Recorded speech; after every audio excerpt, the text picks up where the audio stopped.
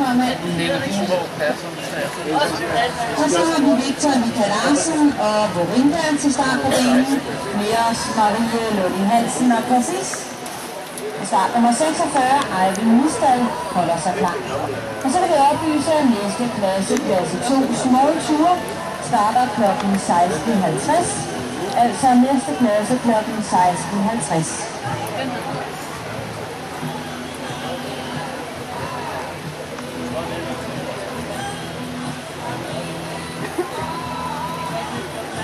Og hvis appetitten begynder at melde sig, så kan vi fortælle, at der i aften serveres taco, buffet med salat og meget mere. Det er fra kl. 19.